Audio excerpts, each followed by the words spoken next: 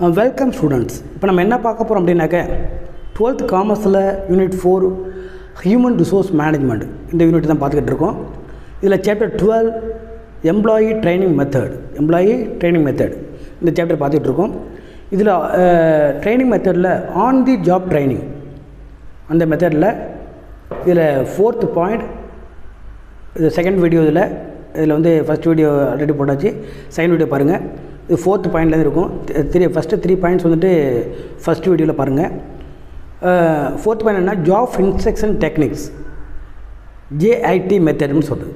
Job instruction techniques மெத்தட்னு சொல்கிறத சிம்பிளாக எப்படி சொல்லலாம்னாக்க JIT மெத்தட் அப்படின்னு சொல்லலாம்.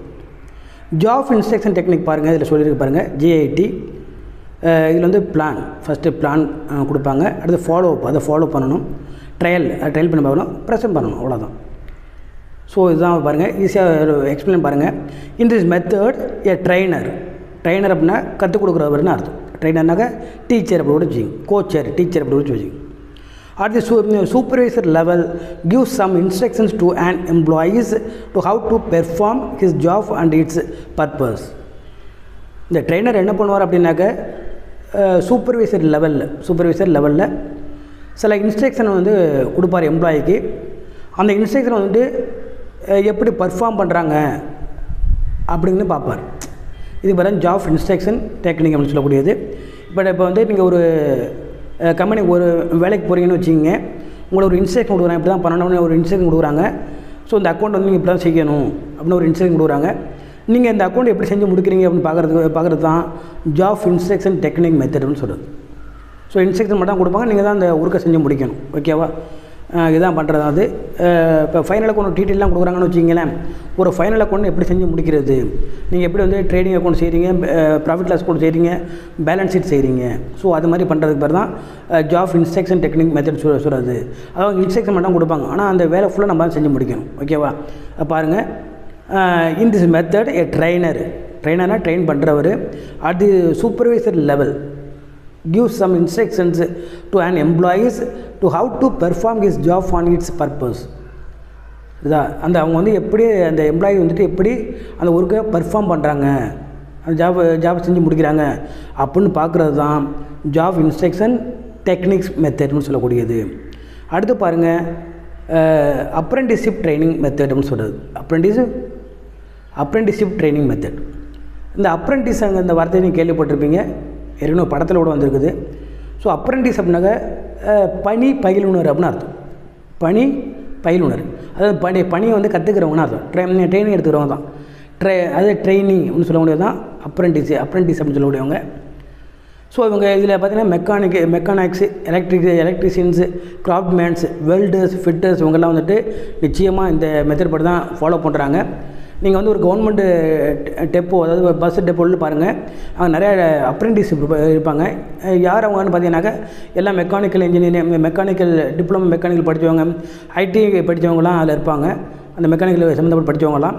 ஸோ அவங்க வந்து ட்ரைனிங் எடுத்துக்கிட்டு இன் ஃப்யூச்சரில் அவங்க வந்து அதே இதில் மெக்கானிக் கூட ஆயிடுவாங்க. Bus car and lorry mechanic அவருக்கு வாய்ப்பு இருக்குது. அதே போல் ஒரு எலக்ட்ரிஷியன், கிராஃப்ட்மேன், வெல்டர்ஸ், ஃபிட்டர்ஸ் எல்லாருமே இது மாதிரி அப்ரெண்டிஸ்ஷிப் ட்ரைனிங் நிச்சயமாக எடுத்துக்கணும். அப்படி எடுத்துக்கிட்டால் நம்ம வந்து ஃபுல்லாக நல்லா ஒர்க் பண்ண முடியும். வெறும் நம்ம தியரி மட்டும் படித்தா நிச்சயமாக ஒர்க் பண்ண முடியாது. அப்ரெண்டிஸ்ஷிப் ட்ரைனிங் அப்படிங்கிறது அவசியம் நமக்கு தேவை. இப்போ நீங்கள் கூட வந்து CA படிக்க போகிறீங்க அப்படின்னாக்க நீங்கள் ஒரு ஆடிட்டர்கிட்ட அப்ரெண்டிஸ்ஷிப் ட்ரைனிங் எடுத்துக்கணும். நீங்கள் வந்து இன்டர் எழுதின பிறகு ஃபைனலுக்கு முன்னாடி நீங்கள் என்ன பண்ணணும், ஒரு 3 இயர்ஸ் என்ன பண்ணணுன்னாக்க ஆடிட்டர்கிட்ட ட்ரைனிங் எடுத்துக்கணும். அப்படி ட்ரைனிங் எடுத்தால் மட்டும்தான் நீங்கள் வந்து இந்த ஃபைனலே எழுத முடியும். ஸோ ஆடிட்டர் ட்ரைனிங் அப்படி அந்த அப்ரெண்டிஸ்ஷிப் ட்ரைனிங் அப்படிங்கிறது வெரி வெரி இம்பார்ட்டன்ட். அதுக்கு ஆடிட்டர் உங்களுக்கு ஒரு சர்டிஃபிகேட் தருவார், இதுமாதிரி 3 இயர்ஸ் என்கிட்ட கோச்சிங் எடுத்துக்கிட்டாங்க அப்படின்ட்டு. ஸோ அதை வச்சா நீங்கள் வந்து ஃபைனலே எழுத முடியும், அதாவது CA ஃபைனலே எழுத முடியும். ஸோ இந்த அப்ரெண்டிஸ்ஷிப் ட்ரைனிங் அப்படிங்கிறது வெரி வெரி இம்பார்ட்டன்ட். இது இருந்தால் தான் நம்ம வந்து பெஸ்ட்டாக ஒர்க் பண்ண முடியும். ஏன்னா அந்த ஆடிட்டர் உள்ள எல்லா விஷயமும் நம்ம தெரிஞ்சுக்கிறோம். அப்போ நம்ம ஒரு ஆடிட்டரானாக்க அதுபோல் நம்ம ஈஸியாக செய்கிறதுக்கு ஈஸியாக இருக்குது நமக்கு. இதை பாருங்கள், the apprenticeship or training the apprentice or training learns job knowledge and skills from the trainer or superior or senior worker. இந்த அப்ரெண்டிஸ், அதாவது இந்த பணி பயிலுனர் ஆர் ட்ரெயினி அப்படின்னு சொல்லக்கூடியவங்க வந்து என்ன கற்றுக்குறாங்கனாக்க, எந்த நாலேஜ் கற்றுக்குறாங்க, எந்த ஸ்கில்லை கற்றுக்குறாங்கனாக்க, யார்கிட்டேருந்து, ட்ரெயினர்கிட்டேருந்து அல்லது சுப்பீரியர்கிட்டேருந்து ஆர் சீனியர் ஒர்க்கர்ஸ்கிட்டேருந்து. நல்லா கவனிங்க. இந்த பணி பயிலுனர், அதாவது அப்ரெண்டிஸ் ஆர் ட்ரெயினி என்ன பண்ணுறாங்கனாக்க, நாலேஜ் அண்ட் ஸ்கில்லை வந்துட்டு யார்கிட்ட கற்றுக்குறாங்க அப்படின்னாக்க, லேர்ன் பண்ணுறாங்க அப்படின்னாக்க, trainer or superior or senior ஒர்க்கிட்டேருந்து அவங்க அந்த ஸ்கில்லை, அந்த நாலேஜை லேர்ன் பண்ணிக்கிறாங்கன்னு சொல்லியிருக்குது.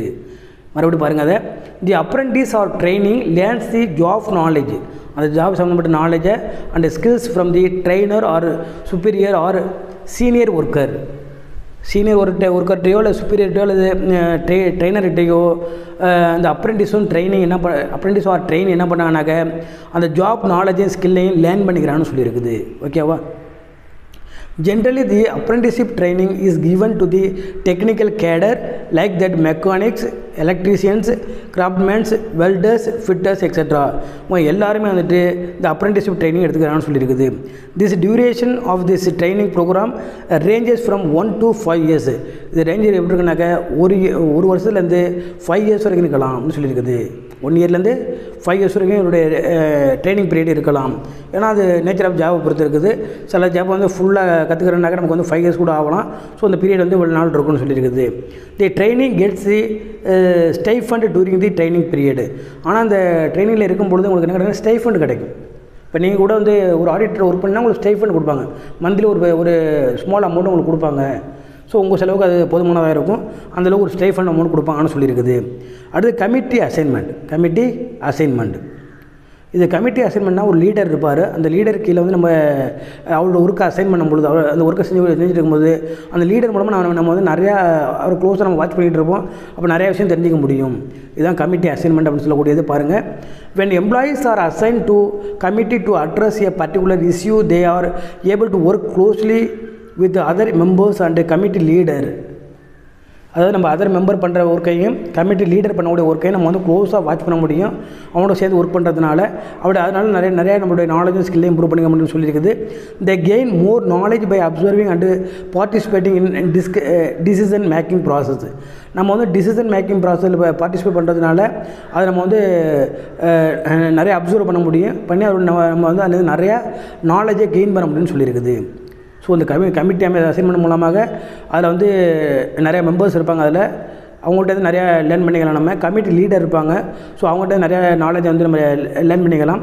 நம்ம வந்து டிசிஷன் மேக்கிங் ப்ராசஸில் நம்ம அவங்களாம் ஈடுபடுறதுனால ஸோ அந்த நம்மளும் அதில் பார்ட்டிசிபேட் பண்ணுறதுனால, அது அந்த எம்ப்ளாயும் பார்ட்டிசிபேட் பண்ணுறதுனால அவர் வந்து மோர் நாலேஜை வந்துட்டு கெயின் பண்ண முடியும்னு சொல்லியிருக்குது. இதுதான் கமிட்டி அசைன்மெண்ட் மெத்தட் அப்படின்னு சொல்லியிருக்குது. அடுத்தது லாஸ்ட் ஒன் பாருங்கள், under study R internship training method. Internship training method சொல்லக்கூடியது. இன்டர்ன்ஷிப் அப்படின்னாக்க என்ன அப்படின்னாக்க நீங்கள் பார்த்துருப்பீங்க, டாக்டர்ஸ் எல்லாம் படிப்பாங்க. படிச்சுட்டு 1 year வந்து இன்டர்ன்ஷிப் பண்ணணும்னு சொல்லுவாங்க. அப்படின்னா என்ன பண்ணுறது அப்படின்னாக்க, ஒரு ஹாஸ்பிட்டலில் போய்ட்டு ஒர்க் பண்ணுவாங்க. அதில் இன்னொரு சீனியர் டாக்டர் ஒர்க் பண்ணுவாங்க. இதெல்லாம் பண்ணிகிட்டு இருப்பாங்க. இதுதான் இன்டர்ன்ஷிப் அப்படின்னு சொல்லுவாங்க. ஸோ அதுமாதிரி அதே போல் வந்துட்டு நீங்கள் லாயர் படிச்சிருப்பாங்க. ஒரு பெரிய லாயர் கீழே வந்து அவங்க போய்ட்டு ஒரு இன்டர்ன்ஷிப் பண்ணிக்கிட்டு இருப்பாங்க, அவங்க கற்றுக்கிட்டு இருப்பாங்க. ஸோ இதுக்கு பார்த்தா இன்டர்ன்ஷிப் ட்ரைனிங் மெத்தட் அப்படின்னு சொல்லக்கூடியது. ஏன்னா நம்ம ஸ்டடி மட்டும் பண்ணியிருப்போம், அண்டர் ஸ்டடி தான் நமக்கு தெரியும். ஸோ நமக்கு வந்து கரெக்டாக ப்ராப்பராக என்ன செய்யணுங்கிறது கரெக்டாக தெரியாது நமக்கு. ஸோ அதை லேர்ன் பண்ணுறதுக்காக இன்டர்ன்ஷிப் ட்ரைனிங்கிறது very very important. Every doctor இதை செய்யணும். அதாவது MBBS முடித்த பிறகு இந்த 1 year வந்துட்டு இன்டர்ன்ஷிப் ட்ரைனிங் பண்ணணும் அவங்க. ஸோ அது மாதிரி மெத்தட் தான் சொல்லியிருக்குது பாருங்களேன். Superior gives training to a subordinates or understudy like an assistant to a manager or director. Manager our director. இது இப்போ நம்ம இது கம்பெனி லெவலில் பாருங்கள், அது வந்து டாக்டர் லெவலில், இது கம்பெனி லெவலில் பாருங்கள். ஒரு டைரக்டர் கீழேயோ இல்லை ஒரு மேனேஜர் கீழேயோ அசிஸ்டண்டாக இருக்காங்கல்ல, அவங்க அசிஸ்டண்டாக இருந்தால் அவங்க ஒரு மேனேஜர் சம்மந்தப்பட்ட எல்லா விஷயத்தையும் அவங்க தெரிஞ்சிக்க முடியும். டிரெக்டர், அதாவது மேனேஜிங் டைரக்டர் செய்யக்கூடிய எல்லா வேலையும் அவங்க தெரிஞ்சிக்க முடியும். யார் வேணால் சபார்டினேட்டாக கீழ் பணியாளர்னு அர்த்தம். அதாவது அந்த டைரக்டர் அண்ட் மேனேஜர் கீழே ஒர்க் பண்ணக்கூடிய அந்த சபார்டினேட் என்ன தெரிஞ்சுக்க முடியும்னாக்க மேனேஜருக்கு அசிஸ்டண்ட்டாவோ இல்லை டைரக்டருக்கு அசிஸ்டண்ட்டாவோ ஒர்க் பண்ணும் பொழுது அவங்களால நிறையா விஷயங்களை தெரிஞ்சுக்க முடியும், ஸ்டடி பண்ணிக்க முடியும். இதான் சொல்லியிருக்கு பாருங்கள். The subordinates learn through experience and observation by participating in handling day-to-day problems. இந்த சபார்டினேட் என்ன பண்ணுவாங்க, என்ன எதை லேர்ன் பண்ணலாம் அப்படின்னாக்க experience and observation by participating in handling day to day problems.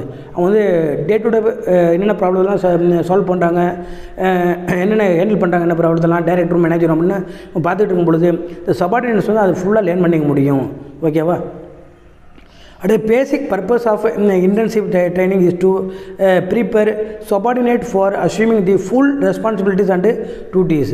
அது மட்டும் இல்லாமல் இந்த இன்டென்சிவ் ட்ரைனிங்கோட பேசிக் பர்பஸ் என்ன அப்படின்னு சொல்லியிருக்கனாக்க, சபார்டினேட் வந்து என்ன அஸ்யூம் பண்ணிக்கலாம் அப்படின்னாக்க ஃபுல் ரெஸ்பான்சிபிலிட்டி அண்ட் டியூட்டிஸ். அதாவது ஒரு சீனியர் ஆஃபீஸருடைய, ஒரு மேனேஜர் டைரக்டருடைய ஃபுல் ரெஸ்பான்சிபிலிட்டி என்ன, டியூட்டிஸ் என்ன அப்படிங்கிறத ஃபுல்லாக லேர்ன் பண்ணிக்க முடியும். யார் அப்படின்னாக்க இந்த ட்ரைனிங், அதாவது இன்டென்சிவ் ட்ரெயின் என்ன பண்ண முடியும்னாக்க இது ஃபுல்லாக லேர்ன் பண்ணிக்க அப்படின்னு சொல்லியிருக்கு. எதை லேர்ன் பண்ணிக்க முடியும்? ஒரு டைரக்டர் அண்டு மேனேஜருடைய ஃபுல் ரெஸ்பான்சிபிலிட்டி என்ன, டியூட்டிஸ் என்ன அப்படிங்கிறத லேர்ன் பண்ணிக்க முடியும். அடுத்து பாருங்கள் இன்டர்ன்ஷிப்பில் என்னென்ன செய்யலான்னு. ஃபஸ்ட்டு பாருங்கள் ப்ராக்டிஸ்லேருந்து ப்ராக்டிஸ் பண்ண போகிறாரு. அடுத்து நிறையா லேர்ன் பண்ணுறதுலேருந்து நிறையா எக்ஸ்பீரியன்ஸ் கிடைக்குது. அதை வச்சு நிச்சயமாக சக்ஸஸ் பண்ண முடியும். இவ்வளோதான் இன்டர்ன்ஷிப் ட்ரைனிங்கில் என்ன ப்ராக்டிஸ் பண்ண போகிறாரு. ஒரு கம்பெனியில் ஒரு சீனியர் ஆஃபீஸருக்கு கீழே ஒரு டைரக்டர்கிட்டையோ ஒரு மேனேஜர்கிட்டையோ அதில் நிறையா லேர்ன் பண்ணிக்கிறாரு. அதில் நிறைய எக்ஸ்பீரியன்ஸ் கிடைக்குது. இந்த எக்ஸ்பீரியன்ஸ் மூலமாக என்ன பண்ண முடியுதுனாக்க அவருடைய லைஃபே சக்ஸஸ் பண்ண முடியுது. இதுதான் சொல்லியிருக்கு பாருங்கள். இதோட நமக்கு ஆன் தி ஜாப் ட்ரைனிங் முடிஞ்சு. அடுத்து பாருங்கள் ஆஃப் தி ஜாப் ட்ரைனிங் தான். இது வந்து அடுத்த வீடியோவில் பார்ப்போம். Thank you.